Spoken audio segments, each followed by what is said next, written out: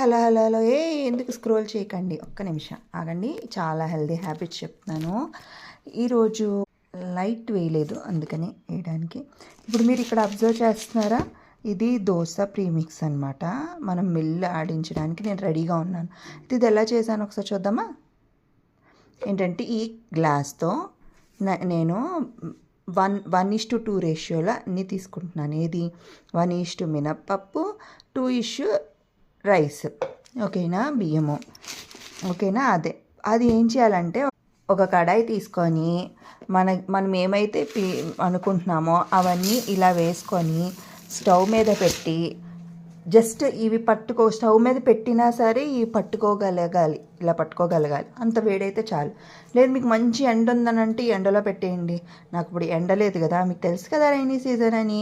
అందుకని నేను నిన్న ఆల్రెడీ వేపి చల్లబెట్టి బాక్సుల్లో వేసి ఉంచాను.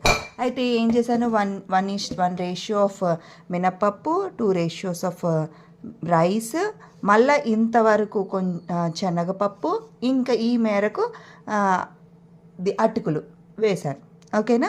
అంటే మొత్తం 1 కప్పు మినప్పప్పు, 2 కప్స్ రైస్, ఈ హాఫ్ వరకు శనగపప్పు, ఈ హాఫ్ వరకు మీకు అటుకులు వేసాను. అంతే వేసి ఫ్రై చేసి చల్లబెట్టి డబ్బాలోకి వేసేసా. దీంతో మీరు హ్యాపీగా మిల్ ఆడిపించేసుకొని కుక్ చేద్దామనే బిఫోర్ డే కొంచెం వాటర్లో కలిపేసుకొని మీరు దోశ వేసేసుకోవచ్చు హ్యాపీగా. ఓకే, 1 రేషియో ఆఫ్ పెసరపప్పు, ఇంతవరకు మినపప్పు, ఈ పై మేరకు శనగపప్పు వేసి ఫ్రై చేసి బాక్స్లోకి స్టోర్ చేశాను.